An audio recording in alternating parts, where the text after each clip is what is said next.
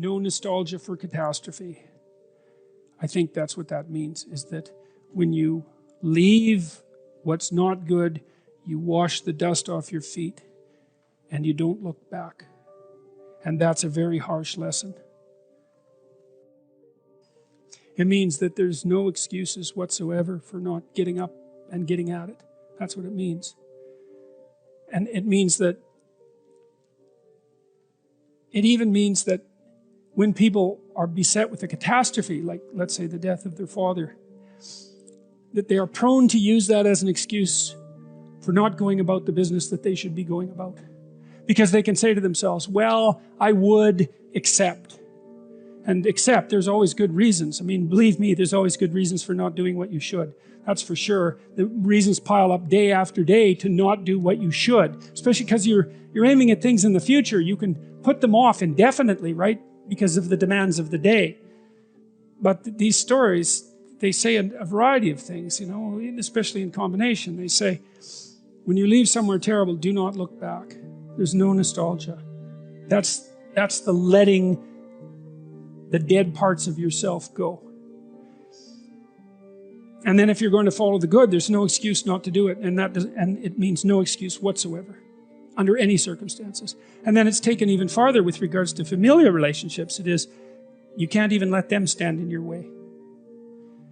And I think that's all true. And I think I've seen virtually all of that in my clinical practice. Like, there's no excuse whatsoever for not getting at what it is that you should be doing.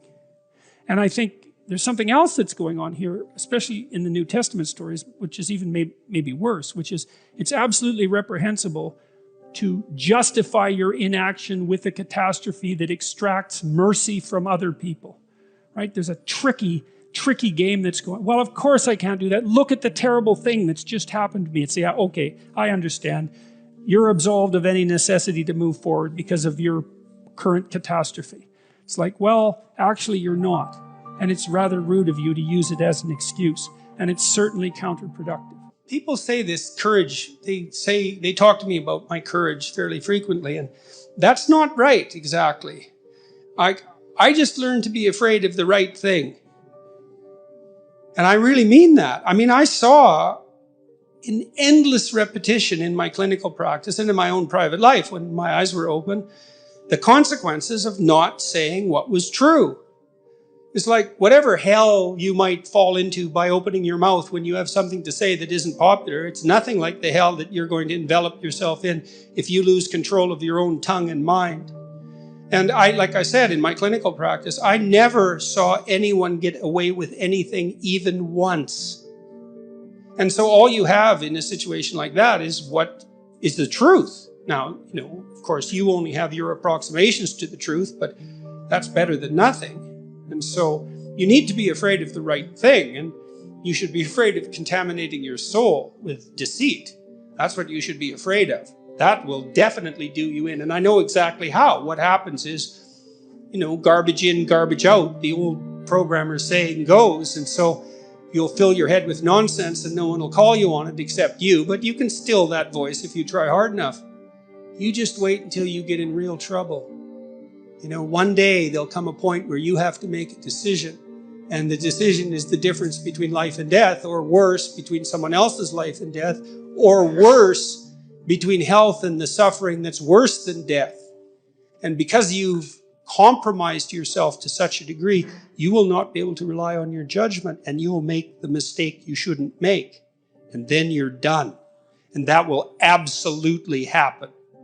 So you tell mistruths voluntarily at your exceptional peril, and you avoid the unpleasant truths that you might have to delve into in all their messiness at your absolute peril and the peril of everyone around you. And so if you see that, you become afraid of that. That's hell. And hell is worse than death. So, and I mean that most sincerely. I bought this cottage up north in northern Canada, and it's very dark up there. And you can go onto the dock at night, and it's dark enough so you can see the Milky Way, you know, and it has to be pretty dark before you can see the Milky Way. And it's very impressive. You know what that's like if you've been out to see the night sky, or maybe you feel the same way when you see the Grand Canyon or a remarkable waterfall or some particularly beautiful scene, or perhaps you feel that way in a cathedral, or more likely you feel that way when you're listening to music that really grips you, right? And it's all the same experience. It's an experience of awe, and it's way down low in your nervous system like the orienting reflex. It's not a cognitive response precisely. It's a precognitive emotional response that signifies significance. And you look up at the night sky, and it fills you with a sense of awe. But it doesn't just do that. You see, it activates the impulse to imitate, which is a very deep motivation in human beings. We're unbelievable mimics. We mimic each other all the time, which is why we all use the same words, let's say. We're very good at embodying other people's embodiments. It's a particular talent that human beings have, and we're so good at that we imitate all sorts of things that aren't even human. And so then you view this expansive night sky, and a sense of awe fills you as you confront the infinite. And it calls to something inside of you that can master the infinite. And that's a form of imitation, right? To look into the darkest place, the most wide expanse possible, and to have something inside you respond that's capable of dealing with that. That's that instinct to imitate. And that's calling the best out of you, and that's why you love doing that. And it isn't just that you love it, it's that you cannot live without it. You cannot live without it. And I know so many of you, atheists or otherwise, you can't live without music. You think, why can you not live without music?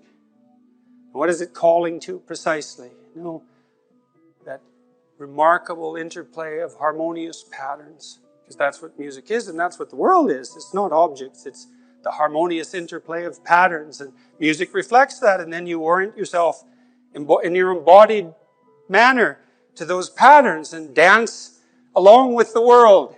And that revivifies you. And if you're particularly good at, well, maybe you'll also attract a mate. And you want a mate that doesn't attempt to dominate you sexually during the introductory dance, right?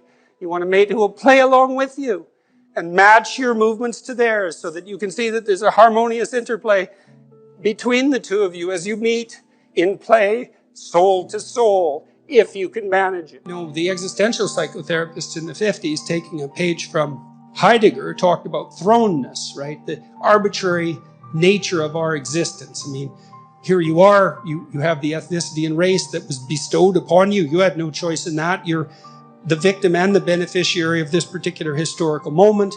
You know, you're the victim and beneficiary of all the atrocity and the wonders of the past.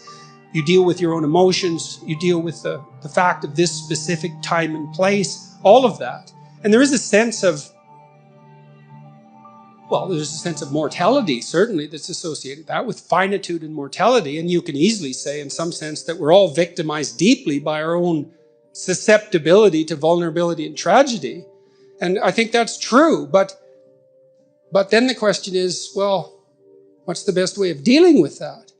And falling prey to it. When my daughter was young, she was very ill.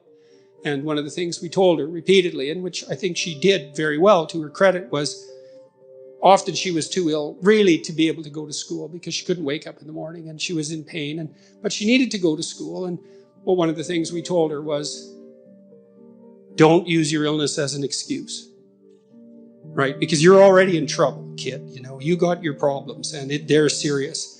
But if you can hold on to the distinction between the part of you that can, in spite of this, and the part that can't because of it, and not blur that distinction, then that's one more thing you have on your side while you're attempting to struggle through this. And to her credit, she managed that, and quite pristinely, and that was extraordinarily helpful. It was very difficult at times. After she had had her hip replaced, she couldn't get around that well. And so we decided to put her in a motorcycle course, which was rather a terrifying thing to do since she just had a hip replacement, but she needed to have a scooter to get around. And so she went with her mother to this motorcycle course, and they were driving motorcycles, not scooters. And at one point, one of the people who was being trained wiped out on the motorcycle, and, you know, it was rather traumatic, let's say. And she woke up the next day and was too afraid to go to the course. And so we said, well, you know, it's understandable. Why don't you just get in the car and go to the course and see when you get there if you can manage it? And she got herself out of bed and went and managed it, and then she passed the course, and then she had a scooter and could zoom around the city for the next couple of years. And so that was really good. But it was very hard to draw that line, right? Because in some sense, she'd been victimized by this arbitrary illness. And, you know, you tend as a parent to have an outpouring of empathy, the empathy that can destroy under those circumstances, because you coddle the person more than is absolutely necessary, right? And you have every reason to, because they're suffering like mad. But you want to be a victim and be a tragic figure? You know, and you might say yes, but you wouldn't if you thought it through.